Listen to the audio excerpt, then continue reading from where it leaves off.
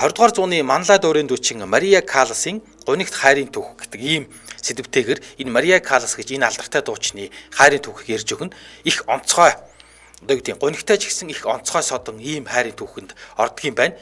Тэгээд бид нар бол за зарим хүмүүс бол мэдэхгүй байж магадгүй Мария Каллас гэж ямар учиртай хүн бай гэдгийг удахгүй танилцуулна. За энэ хүн цагтаа бол 20 дугаар зууны дуурийн тайзан дээр үнэхээр босоо явсан баг бурханлаг сопрано гэж хүндэлжсэн ийм грек Америк гаралтай Мария Каллас гэдэг ийм хүн. За энэ хүний хайртай одоо хүн нь грекийн тэр бумтан Аристотл Онасис гэдэг ийм том одоо баян магнат хүн байдаг. За гэтэл Аристотл Онасис гэдэг хүнийг бид нэр Америк нэгдсэн улсын 35 дахь ерөнхийлөгч John F. Kennedy-гийн бэлэвсэн гихнэр Jacqueline Kennedy-тэй гэрэлжсэнаар нь илүү сайн мэдгүй байх гэж бодож байна. Тэгвэл энэ юуны Мария Каллас гэж хүний хайрлсан тэр грекийн тэр бумтан Аристотл Онасис гэж хүн Jacqueline Kennedy цэцгэлээр алдархаасаа өмнө Онасис Мария Калластай 20 гаруй жилийн турш хайр дурлалын харилцаатай байсан ийм сонирхолтой түүх байна. Тэгэхээр өнөөдөр бүтэлгүй, гунигтай, сэтгэл үүдмөр хайрын түүхийг ярьж өгч байгаа. Тэгэхээр тарган махлаг байсан ч гэсэн үнэмлэхүү авьяастай бүсгүй дүүрийн тайзан дээр маандаж за яваанда бүр ингээд 35 хил гэлүүдээ бүр ингээд хасаа турж гойлогжоод хүссэн эр хүн бүрээ одоо өмнөөс сөхрүүлж байсан ч гэсэн Мария Каллас амьдралдаа нэг л хүнийг чин үнэн сэтгэлээсээ хайрлаж, дурлаж, за энэ харилцаа нь дууссан ч гэсэн өөр хүнтэй нийлхийг, дурлаж хайрлалцахыг хүсээгүй байдаг. Тэгэхээр үнэхээр үнэнч дурлдаг ийм эмэгтэй байсан гэж би бодсон. Тэгээд хүн яаж үнэнч дурлаж хайрлаж чаддаг, хайр дурлал нь бүтлгүүцсэн хүн хэрхэн гундаж, унаж болдог тухай өнөөдрийн энэ зүрх шимшрүүлэм хайрын түүхээрээ ярьж өгнө. За тэгэхээр нэрээ ингэдэг тийм дандаа л одоо юу тийм дэ жаргасан бүтсэн ийм одоо ванила гэж хэлдэг барууны ертөнцид бол ийм нялуун ийм хайрын түүх ярина гэж юу аах вэ? Чи амьдрал тэлгүй яах вэ? За Аристотл Онасис гэж энэ алдартай хүний товч намтрыг би танд ярьж өгье. За энэ хүн бол Грек Аргентин гаралтай бизнесийн магнат тэр бумтан Аристотл Сократес Онасис гэдэг ийм хүн. За энэ нөхрийг бол үнэхээр хүүхний тэнгэртээр гэдэг байсан. Ер нь бол өөрөөсөө хол илүү сайхан хүүхнүүдтэй байнга нэр холбогдож явдаг энэ Аристотл Онасис гэж хүн бол 20 дугаар зуунд манай гарагийн хамгийн хүчирхэг, хамгийн чинээлэг, алдартай баян хүмүүсийн нэг байсан. За одоогийн хэлээр бол 20 дугаар зууны баг Elon Musk шиг ийм алдартай хүн байсан. Тийм.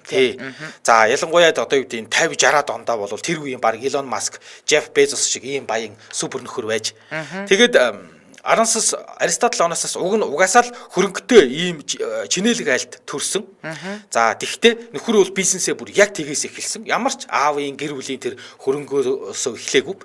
За өөрийнхөө хөрөнгө чинээгүүл яг сэргэлэн зан чанар бизнес сэтгэлгээрээ олж босгож авсан гэдэг ийм түүхтэй. За Аристотл Онасис эгийн тэнгисийн ирэг дээр байдаг Смирна гэдэг хотод Отоманы эзэнт гүрний иргэшээлт байх үед нь төрсэн байдаг.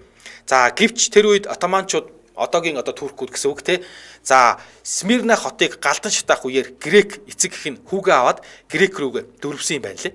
За ингээд аав нь Сократес Онасис Смирнад байхдаа далайн тээврийн бизнест хөл тавьж баггүй амжилттай болсон. За харамсалтай нь Аристотл охин дүү баг багт нь охин дүүг нь Аристотлыг баг багт ээж Пенелопа нь өвчний улмаас нас бараад ингээд аав нь дахиж гэрэлсэн. За ингээд аав нь хоёр дахь гэрэлтээсээ бас хоёр хүүхэдтэй болсон байд юм байна. Тэгээд аав нь өөрөө юм далайн бизнест одоо юу гэдэг бизнес хийгээд ашиг олсон. Тэгвэл өөрөө тийм боловсрал багтай хүн байсан юм байна. Тэгээд нөхөр бол өөрөө ингэж утс гэж байгаа. За би ер нь бол ийм боловсрал муутайгаасаа болоод бизнесээ томруулж чадахгүй нэ. Хүүхдүүдээ илүү сайн боловсралтай болгоё. Тэгэх юм бол илүү л одоо юу гэдэг бизнест амжилттай явах юм байна гэд Онасис хүүгээ маш сайн боловсралтай болгосон. 16 настай байхдаа Аристотл Онасис сургуулаа төгсөхдөө грек хэлээс гадна турк, испани, англи хэлийг төгс эзэмшсэн ийм нөхөр болж төгссөн юм байна лээ. За тэгээд Смирна хотыг туркууд грекээс булааж авах дайны үеэр энэ Онасисын гэр бүлийн хөрөнгө бүр сүйтгэгдээд ингээд бүр ямар ч хөрөнгөгүй болоод ингээд дөрвөгч болж явсан. Аав нь гректэй хоригдсон. Ингээд бизнесээ булаалгацсан. За ингээд туркийн эзэмшилт аваад ер нь бол туркууд эзэмшилт нь аваад аавыг нь одоо баян хөрөнгөтэй байсан аавыг нь шууд грекэд хоригдсон. За ингээд нэг баян айлын бандгар хүчин зүгээр л дөрвөгч хувцастай чамдаатай хувцснаас өөр хөрөнгө байхгүй ийм дөрвөгч болж хувирсан. Тэгэд нөхөр 1923 онд 17 настайдаа Стамбулд $250 Стамбул буусан байгаа. За. Тий. За ингээд дараа нь Стамбулаасаа Буэнос Айрес, Аргентины Буэнос Айрес руу яваад тэндээ нөгөө нэг англи хэлтэй байсан учраас Британийн харилцаа холбооны компанид оператороор ажилд ороод за ингээд энэ ажил хийж байхдаа Аргентины их сургуульд худалдаа далайн тээврийн чиглэлээр давхар сурсан юм байлээ. Ер нь бол өөрөө өмнөхөр сэргэлэн нөхөр байсан гэж. Тэгээд Аргентинд экспорт импортын компани байгуулж явандаа Англи, Турк тамхиг Аргентин руу нийлүүлдэг ийм бизнестэй болсон юм байна. За тэгээд ер нь бол яг нөхдүүд ингэж харддаг ганцхан тамхи наймаалаад ийм баян болно гэж бол байхгүй. Ингэж баяжчихад бол ямар нэгэн байдлаар нэг ийм их хэмжээний ашиг олдог ийм л бизнес байсан та гэд. Тэгээд хожим Аристотл оноосос Мария Калласт одоо энэ өнөөдрийн дуурийн дуучин эмэгтэйд Буэнос Айрес дэх энэ хөрөнгөө би хар тамхи тээвэрлж босгосон гэж нэг удаа ам алдсан байдаг. За. Тий хүмүүс бол зүгээр л одоо юу гэдэг тамхи зараад ингэж баяж ийн гэж байхгүй гэж харддаг байсан юм байна. Аха. За ингээд нөхөр Аргентинд хөлөө олсныхаа дараа бизнесээ олон улсад гаргасан. Нью-Йоркд Грекийн Афинд салбараа нэгээд ингээд далайн тээврийн ийм төв алгасан том эзэнт гүрний эзэн болсон. Ер нь бол дээрэс нь хизээнээс их тийм хүүхний тэнгэртэй нөхөр байсан юм байна. Тэгээд ер нь бол яг тэр ингээд нэг юм 20-30-аад наснаа бол бизнес хийж байхдаа хүүхнүүдийг үнэхээр аимснаасаа ч түргэн сэлдэг байсан. Ямар амар юм бэ за. Гэдэг байсан. Тэгээд өргөж чинэтэйч байсан. Тэгээд 46 онд Грекийн далайн тээврийн компани захирал Ставрос Ливанос гэж хүний 17 настай охин Афина Мари Тина Ливаностой гэрэлсэн. За энэ үед Аристотл оноос 41 настай гэрэл мөртлөө 17 настай. Тий 17 настай охинтой гэрэлсэн. Өөрөө 41-тэй байсан. За. Тэгэд энэ гэрэлтийг бол хайр дурлал дээр суурилсан гэхээсээ илүү Аристотл оноосны хувьд бол өөрийг ингээ нөгөө нэг гудамжнаас гарч ирсэн нэг юм уу ядуу саятан ядуу грекийн саятан гэдэг ингээд ер нь грекийн баячууд тоодгүй байсан гинэ. Аа дээд зиндааны чаавс доороос гарч ирсэн нэг юм уу тамхи өмх наймаалж ирсэн гэд. Тэгэнгүүт нөхөр ер нь албаар тэр грекийн баячуудыг ангайлахын тулд за дээрэс нь өөрөө далайн тээврийн бизнес хийдэг учраас аав нь одоо хадам аав нь болох хүн тэр Грекийн далайн тээврийн компани захирал Ставрос Ливанос гэж хүний 17 настай охиныг өөртөө татаад дурлуулад ингээд гэрэлсэн гэж үздэг. Тэгэхдээ охин одоо гэдэг тэр одоо Ставрос гэдэг бүсгүй бол яалтчгүй оноосоос үнэхээр хайртай болоод 17 настайдаа гэрэлсэн. Тэгээ нэг талаасаа эрэгтэй талаасаа бол тооцоотой гэрэлт, эмэгтэй талаасаа бол зүгээр л хайр дурлаад ахсан гэрэлт гэж үздэг гин. Гэхдээ ер нь ийм баян ирчүүд юу яадаг ах уу? Одоо нөгөө нэг тэгээ угаасаа нэг ийм охид өгнүүд ингээд байж л байдаг болохоор хайр дурлал мурлал гэхээс илүүгээр одоо гой хүүхэн мөнхний ингээд авцууч мухан баг ингээд зүгээр л баг имиж бүрдүүлээд байгаа юм биш үү тий. Нэг талаасаа имиж бүрдүүлэх, нөгөө талаасаа бүр ингээд нөгөө ижил төвшний бизнесмэнүүдтэй одоо юу гэдэг өөрийгөө лаг гэж харагдуулах ч гэдэг юм тий. За. Ийм байж болох юм. За тэгвэл Мария Калласын товч намтрыг хүргэе. За дуурийн Библи судар дурлалын гунигт золиос сонгодог урлагийн амьд охин тэнгэр ширүүн өрсөлдөөний жинхэнэ ялагч за Ладавина гэх мэт олон цол гуншингаар өнөөдөр хайрын түүхийг ярьж өгөхийн домогт бүсгөөг нэгэн цаг үед хэвлэлүүд бахтан биширч цоллож хүмүүс охин тэнгэрийн хоолой гэж бурхан мэт бодож сонсдог байсан. За Мария бол грек гаралтай. Тэгээ Мариагийн бүтэн нэр нь бол Мария Анна Сесила София Каллас юм байлээ. За ээж аавынхны хувьд бол бүр анханасаа л нэг тийм таарч тохирдгүй хүмүүс байсан. Тэгээ ядж хахад нөгөө хүү нас ороод тэгээд ингээд хүү хүсэжсэн чинь энэ Мария төрөөд тэгээд энэ хүүхэд нас нь аюу тийм их хүнд байсныг хожимны ээжтэйгээ ерөөсөө хил амаа огт ололцож чадаагүй тухайн маш олон баримт байд юм байна. За аав нь бол нэг юм амбицгүй зүгээр л нэг юм урсгалаараа ингээд эхнэрийнхээ амийг хараад л ээжэдэг нэг юм яг ийм хүн байсан. Урлаг уран сайхан байхаа огт сонирхдгүй те нэг юм тайван төрлийн хүн байсан бол ээж нь бол бүрстэ чухам амбицтай те. Тэгээ урлагийн ертөнцид нэрээ үлдээх хүсэлтэй айхтар чанга юм хатуу эмэгтэйсэн тэр ч бүх хэл баг нөгөө нэг нүгэл буян киноны тоо хар авгар шиг баг охиноо зарж иддэг те. Ийм хүн байсан. За Мария Каллас 1923 онд төрсөн. Тэгэд 1906 онд төрсөн Анасисос бол 17 насаар дүү. За Нью-Йоркт грек цагаачдын гэр бүл төрсэн Мариагийн хүүхэд насанд хүрсэн амьдралын сүүлийн мөчүүд бүхэлдээ маш хүнд хэцүү гунигтай байсан ч түүнд бол нэг тийм яг тийм үүрийн цолмон шиг юм гэрэлцсэн нэг л зүйлээс нь яг ингээд тайзан дээр үнэхээр асаж чаддаг тий. Тайзыг бүр эзэгнэж чаддаг юм давтагдашгүй дуу хоолой, цоцошгүй авиас чадвар бол энэ эмэгтэйд байсан. За эцэг их нь хүүгээ алдсан болохоор миний түрүүний хэлсэнчлэн Марияг төрөх үед хүү хүлээгээд тэгээ бүр ингээд Василис гэдэг нэр өгнөгээд тогтцсон байсан юм байна л да. Харамсалтай нь Марияг төрөнгөд охин төрлөө гэж голоод төрүүлсэн их нь бүр охиндоо ангир шар уурга амлуулах нь байтугай бүр 4 өдөр биедээ ч хүргээгүй гэж намтар дээр нь байна лээ. Хачин. Амар агаа. Сайхан, тий. Тий. Харин. Ингээ Марияг 4 настай хахад аав нь эмийн сан нээж ажилуулад тэгээд Коликарбарлос гэдэг амар хэцүү нэртэй ийм овогтол ийсэн байна л да. Тэгээ энийг амарчлаад Калс болгоцсон юм байна. За ажил үйлс нь овооч бүтэмжтэй байсан. За ээж нь харин бол нөгөө том охиноо л илүү үздэг. Одоо тэр том охин бол том охин тий хүү байжгаад хүүн өнгөрөө тий Мария төрсэн байх нь штэ тий. За Марийг бол бүр үзэж чаддгүй байсан. Өөрөөс нь төрсөн хүчтэй уулна тий. Тэгээд 4 настайдаа нөгөө Мария чинь чаавас дуулах авьяастаа мэдэгдээд харин ээж нь охиноо олно гэд юм л ол чирж гулдчаал олны өмнө уйлуулан барин хүчээр дуулуулдаг байсан.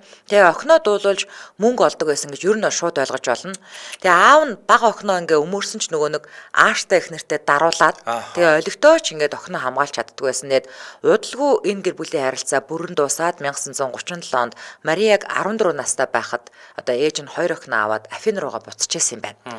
За ингээ Мария Грект ээжийнхаа хавчилт хатуу шахалдоор хөгжмийн боловсрол эзэмсэн. Тухайн үед ээж нь бол Марияг дэлхийд алдартай дуучин болгох гэж огт сургаагүй. Зүгээр л дөмгөн дуулчдгаар нь гэрээ тижээчих юм байна гээл тижээлэх гээл ерөөсөө ийм дуу өгчмөг гэж сургасан. За анханасаа бүдүүн махлаг дээрэс нь нэмээд ээжтэй байнга хэмлүүлж өссөн Мария бол өөртөө итгэх итгэл багтай, дуу цөөтэй, за дуугарсан ч ингээд нэг тийм үзэл бодлоо ингээд тод илэрхийлж чаддгүй ийм охин болж өссөн. Тэгээ Мария бүр том болсон байна ээжийнхаа тухай ингэж дурсаж ярьсан байт юм байлээ.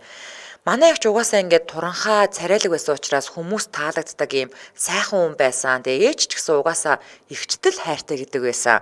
Би гэж харин усны муухай дэгдэхээ бүдүүн болох хүмүүс таалагддаггүй тийм л охин байсан. Хүүхдээ царай муутай муухай хүнд таалагддаггүй гэж мэдрүүлэх чинь өөрөө үнэхээр хэрцгий хэрэг үсттэй тий. Тэгээ хүүхэд нас яг минь хулгаасан би ээжигээ хизээч уучлахгүй тоглож наадаж явах насандаа би дуулж мөнгө олж өгдөг байсан гэж ярьсан байгаа байхгүй юу. Амар агааз амар. Уучлахгүй ахын чаргцсан юм байна гэмээр. Ингээ Америкт төрж Грект өсөж хөгжмийн боловсролоо Грект эзэмшээд Италийн тайзыг эзэгнэхэн төрөөд эцэст нь дэлхийн тайзны хатан хаан болсон Мария Калласын амьдралд хоёрхан л эр хүн байсан. За эхний эр хүн болох өөрөөс нь 30 насаар ах, за түүнийг бишрэгч Жовани Батист Маненгент Мария бүр ингээ ухаангу дурлаад за тэгээ өөрөө ч гэсэн нөгөө нэг тэр ээжийнхээ амар хавчлагаас гарахын тулд ээжтэйгээ тэмцэлдэж байгаад ингээ 30-аар насаар ах хүнтэй нийлсэн. За тэгтээ Батист нь 90 гаруй килограмм жинтэйсэн Марияг жингээ асахт нь туслаа зогсоогүй. За түүнийг орчин үеийн ийм загвараар хувцалдаг дэгжин бүсгүй болгосон. За тэгээд тоглолт бүрийн ивентдэгдэг тий. За дэлхийн алдартай театруудад дуулуулахад бол гол хувь нэмрийг оруулж ирсэндээ нөхөр гэхээсээ илүү баг менежер байгаа байхгүй юу.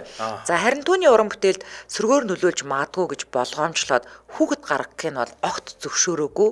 За Батистийн ачаар Мария дээдсийн зэндаанд бол хүрсэн гэдгээд карьерийнхаа дунд үед Мария 35 кг-ийн хаснаар дэлхийн дуурийн тайзан дээрх хамгийн үзэсгэлэнтэй эмэгтэй гэгдэх болсон.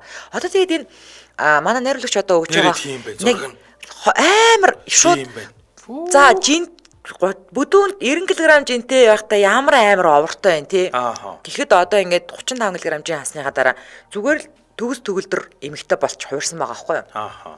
За ингээд Батист гэрлэж одоо эхнэрээ нэгэн орой зоогийн үеэр өөрөө бараг ингээд 50 туцсан юм байгаа юм л да. Залтай өрөө нэг нөхөртөө танилцуулсан Грекийн тэр бомтон Аристотель Сократес Ананис байсан. За хоёулаа хамтран хэлж танилцаад өргөжлүүлээ тийм ээ танилцуулчаад. За Улаанбаатар хотод 12 цаг 26 минут болсон. Нэвтрүүлгийн маань хамтран ажиллагчаар Химэл оюунд суурилсан иргэний хамгаалдаг E-Mongolia хамтран ажиллаж байна. За, E-Mongolia Химэл оюунд суурилж байгаа юм байна. Тэгэхээр илүү бүр ухаалаг болж байгаа гэсэн үг.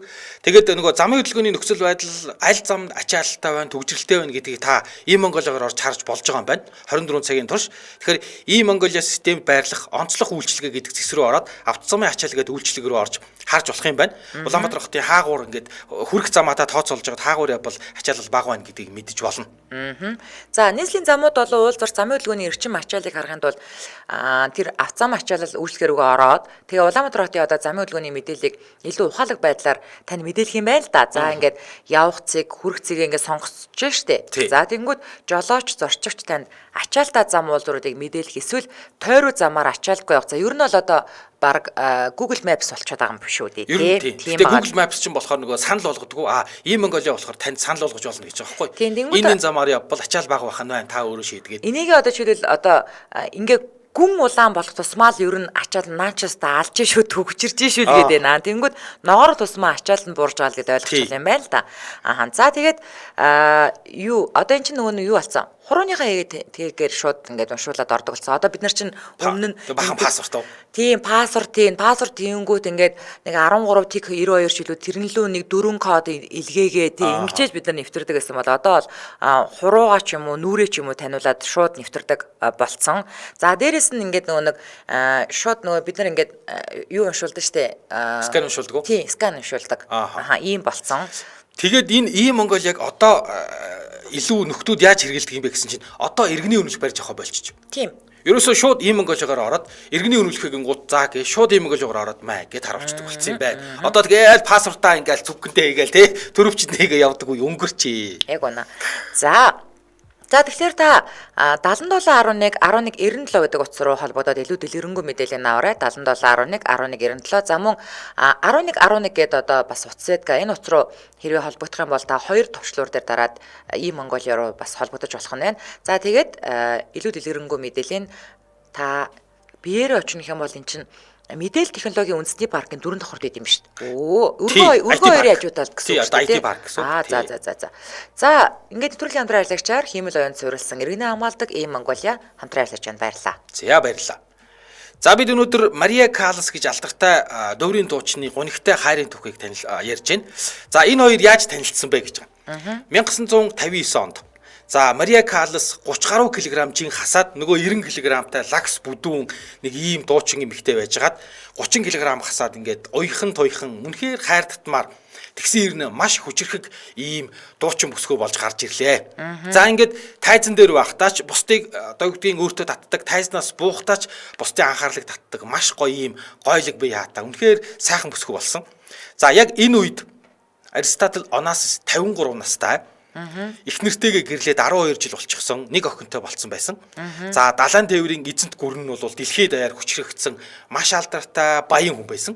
За тухайн үед Аристотл Онасис Мария Калласыг дуулж байгааг, тайзан дээр дуулж байгааг анх харсан гинэ. За тэгээд одоо мэдээж ингээд таалагдаад тэгээд үжлэгнээ ингээд нөгөө тоглолт дуусаад үжлэг хийнгууд үжлэгнийх нь үеэр Мария Калласт төхөж очиод тэгээд эхлээд нөхрөөс нь та ингээд одоо их нэртэйгээ намайг танилцуулж өгөөч гэж хүссэн юм байна. Тэгээ нөхөр нь ч гэсэн дуртай нарахгүй ингээд Аристотл Онасыг мэдээж тань штэ супер баян одоо тэр бомтой хүн.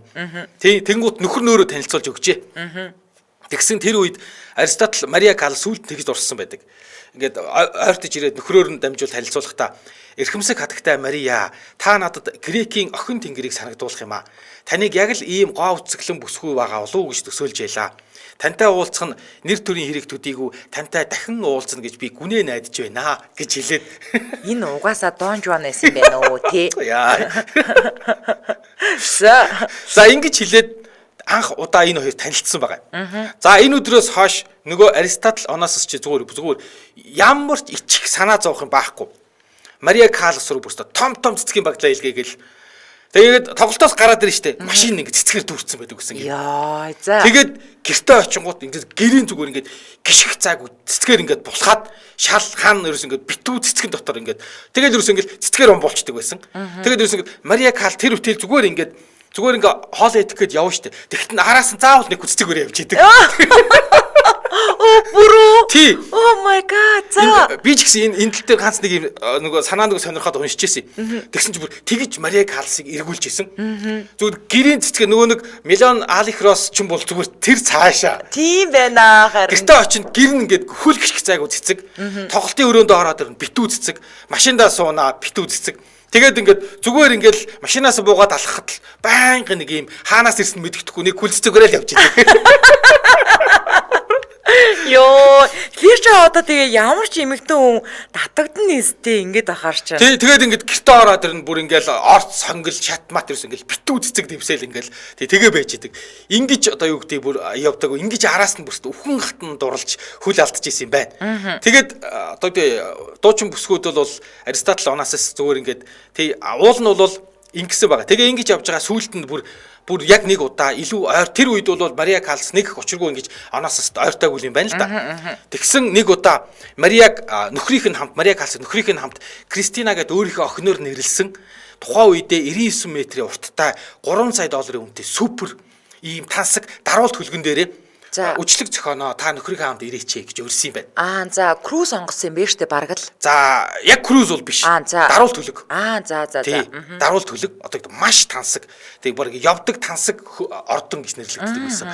Ийм даруулт хөлгөн дээр юу байж. За ингээд Мария Каллас нөхрийнхээ хамт тэр Кристиана гэдэг хөлгө дээр нь зочилсан юм байна. Тэгсэн Аристотл Онасис тэнд байгаа ингээд бас алдартай хүмүүс цугласан байсан. Тэр тэнд байгаа хүмүүстээр бас их амбицтай.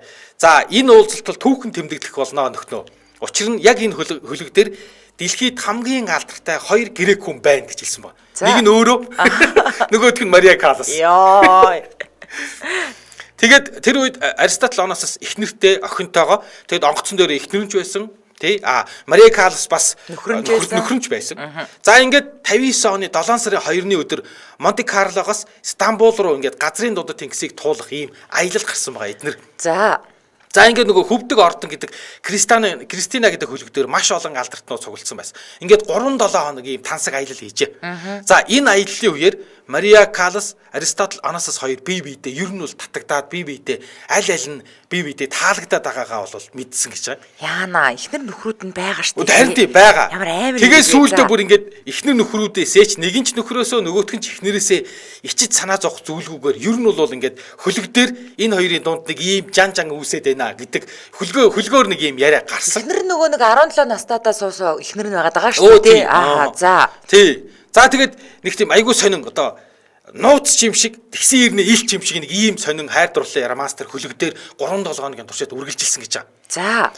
Тий. За тэгээд ер нь бол ингээд нэгэнтээ ингээд ер нь нэг тийм нууц чим шиг хэрнээ бүгд яриад эхэлсэн. Тэгсэн Мария Калласын нөхөр Батист бол би их нэртэй хайртай учраас за энэ үйл явдлыг бол би өөчлөж болно. Одоо юу гэдэг те ийм сайхан эрд татагдах бол байна.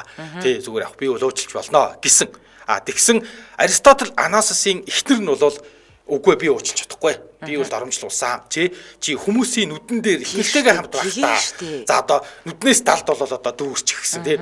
Угаасаа хүүхмсгийг мэднэ. Үгүй тэгээ угаасаа эн чин доромжлол гэж хүлээж авна штэ. Тэгээд би бол доромжлуулсан гэж үзэж байна. Би чамайг уучлахгүй би сална. За. Ингээд Аристотл Онасисаас салсан. Тэгэхээр энэ хоёрын одоо юу гэдэг нь бие биедээ татагдах, бие биедээ хайртай болох тэр ихлэл бол энэ онгоцон дээр болсон 3-7 хоногийн үйл явдал гэж ярьд юм байна. Зүгээр гэхдээ хардаа одоо нөгөө нэг ийм бас нэг хараал ицсэн юм байд юм аа. Одоо ингээд нөгөө нэг юм хориглох тусам ингээд бүр улам ингээд нэг юм хүний ингээд нэг маазаа хөдлөгдөг тий. Тэгээ хажууд нь ихнэр нь яваад байдаг, нөхөр нь яваад байдаг. Гэтэл ингээд тэнд ингээд нэг залуу ингээд нууцаар харц шидэлдэг ч гэдэг юм уу тий. Тэнгүүд бүр илүү сонирхолтой санагдав. Тэгээ яж нөгөө нэг талаасаа биш хоёр талаасаа ингээд яг бие биендээ таалагдаад байгаагаа харин ингээд дурлаад байгаа бие биедээ дурлаад байгаагаа мэдээд ирэх гэж байгаа. Тэгээд ер нь бол Европч энэ тал дээр бол энэ нэг юм Европ маягийн ийм өндөр соёлтой хүмүүс ч юм бол амар добрын шүү дээ. Тэгээ ядчил 21 хоног хамт явцсан юм байна шүү дээ.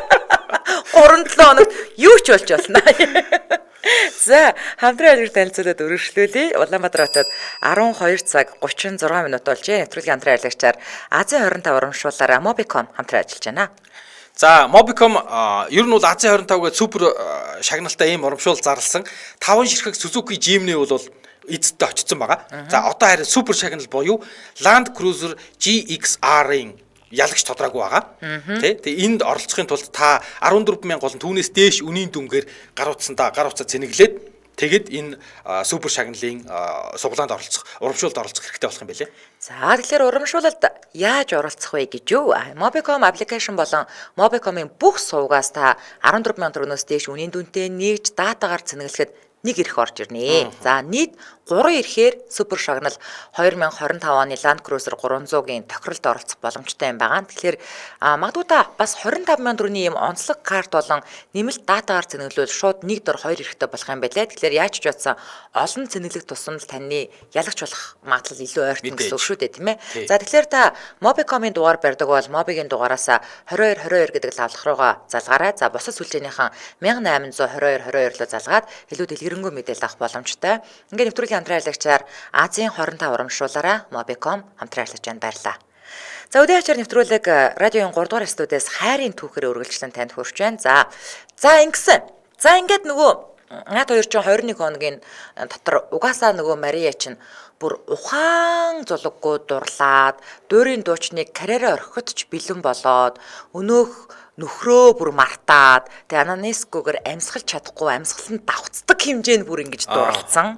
За шуламшиг дива гэж театрынхны дунд жиг жуг яригддаг байсан Мария ааштай эмэгтэй бол байсан уу гэвэл байсан. За тэгээд элдвдэдийн асуудал гэж аашлах тусмаа улам л гал цогтоод дуулдаг гэсэн эмэгтэй яг тэр гал цогоороо тэр бомтон Ананис гэдэг энэ овчин нэр тухаангууд дурлсан.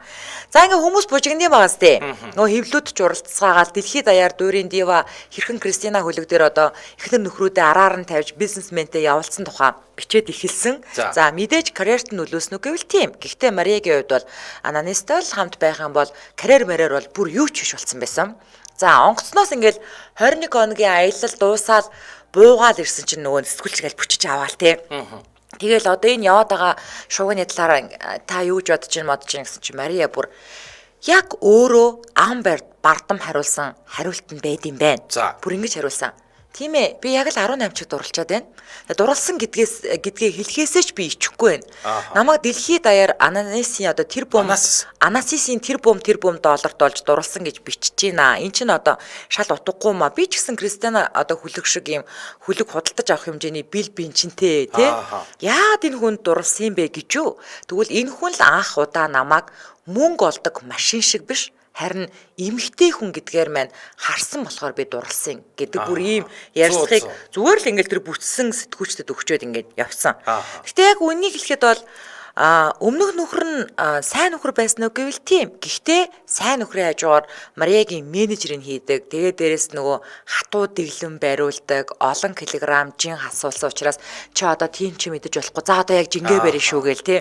Тэгэл эн чинь бас сэтгэл зүйн хувьд бас аюу дарамттай штэ.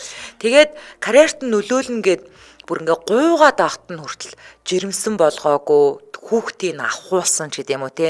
Энэ ер нь л нэг тийм мөнгөний машин шиг хардаг байсан. Ээж нь бас яг мөнгөний машин шиг хардаг байсан шүү дээ те. Харин өөрөө мөнгөтэй Анасис Марияг яг л жинхэнэ хүн, эмэгтэй хүн гэдгээр нь харж хайрлаж, эрхлүүлж, тэр цэцгэн дунд умбуулж те инхрийлж сэтгэлийг нь бол үнэхээр татсан. За харамсалтай нь хамгийн амар нь Анасист бол Мариатай гэрлэх бодол бол байгаагүй. Зүгээр л одоо юу гэдэг ингээд дурлалцаал, ингээд зугаацаал, ингээд өнгөрөхтөл ийм бодолтой байснаар байгууга одоо гэрлэх бодол байгаагүйгээр барахгүй дэлхийн өнцөг булан бүрд тустай байх үедээ Марияг араар нь тавина тий. Тэнгүүд ингээд Мария мэдээж л нөгөө өөрөө галзууд оролцсон болохоор уурал нь унтууцсан. Тэгэнгүүт нь л зүгээр үнт идэл цэцэг бэлгээр зүгээр булдаг байсан.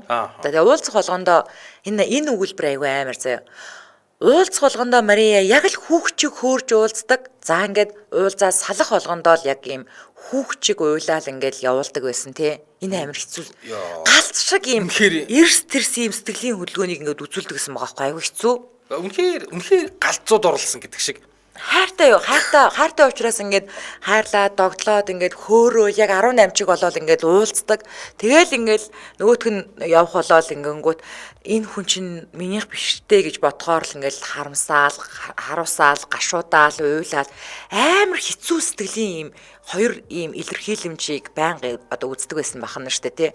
За ингээд Мариад байсан цор ганц хүсэл нь бол Анасистэй гэрлээд суугаад бүр карьераа орхиод тий хүүхдийг нь төрүүлээд гэрээ эзэхтэй эхнэр болох л ийм хүсэл байсан. За ингээд хөрх юм нь хөрхий аз олж арай гэж жирэмсэн болсон юм байна. За. Тэгсэн чинь нөгөө Анасис чинь хүүхд төрүүлэх хэрэггүйгээд ингээд тэдний харилцаанд сэв сууж эхэлсэн. За хүсэн хүлээсэн хүүхд нь ирж байхад Мария бол хөрхи ахуулах зориг зүрх нь бол хүрсэнгүй, өмнө нь бас хүүхд ахуулж ирсэн учраас гэхдээ харамсалтай нь хүү хугацаанаасаа өмнө төрөөд одоо бид нар дутуу төрнө гэж ярьдаг штэ.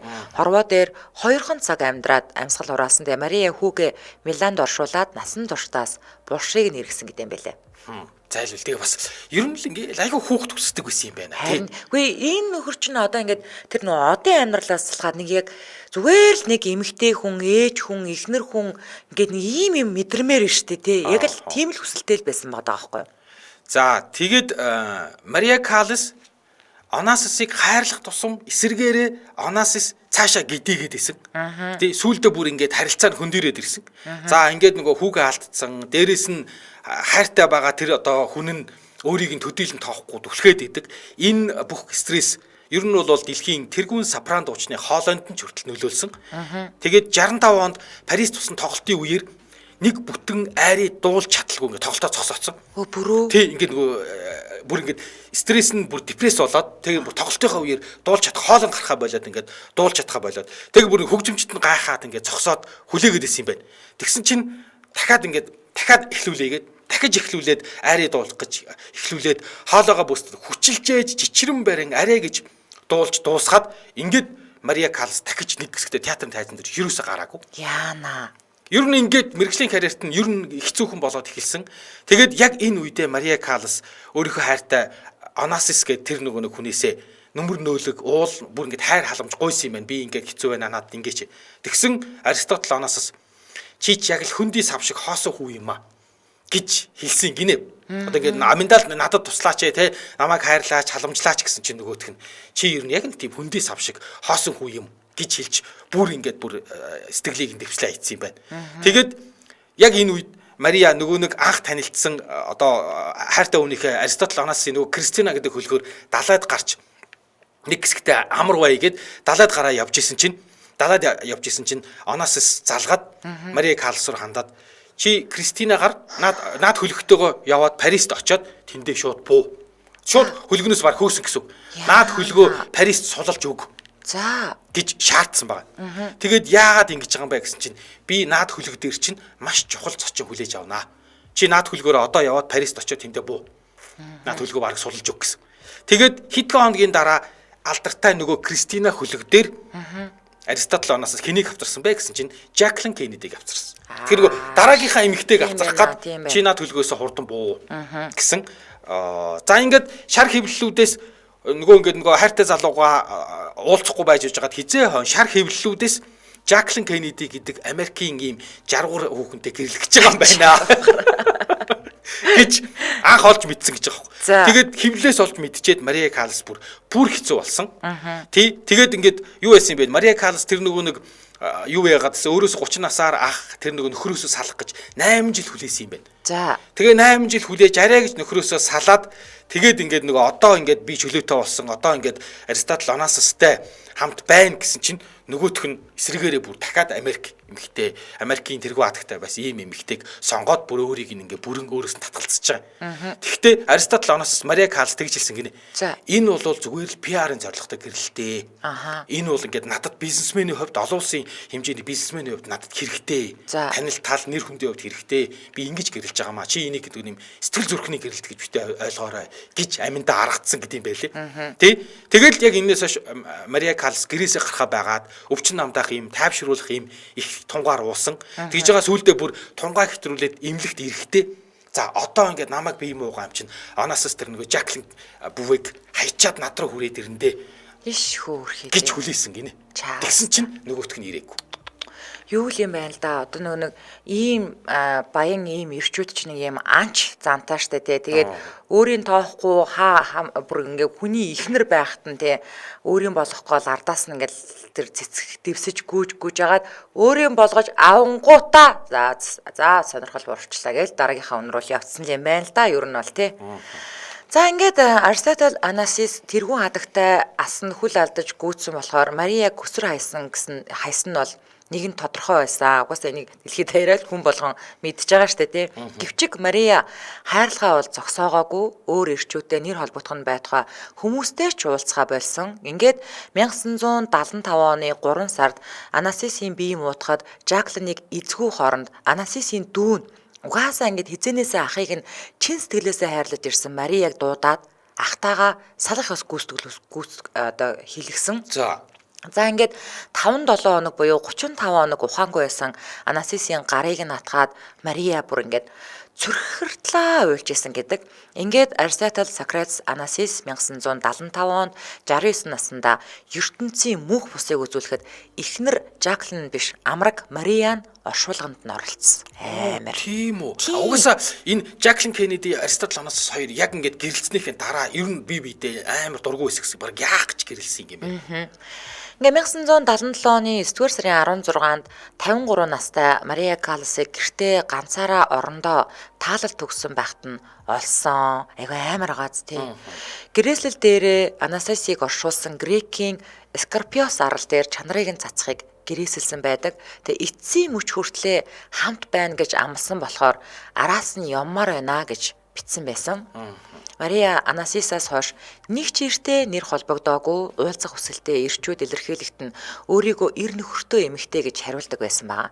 Ингээд Анасис 75 онд нас барангууд 77 онд 2 жилийн дараа Мария Каллас өөрөлт гэртээ ганцаараа орон дотроо л таалал төгссөн байсан. Ерөөсө 2 жил. Тэгэл ерөөсө энэ 2 жилийн турш байнгын л ууг гашуутай байсан байгаа байхгүй юу?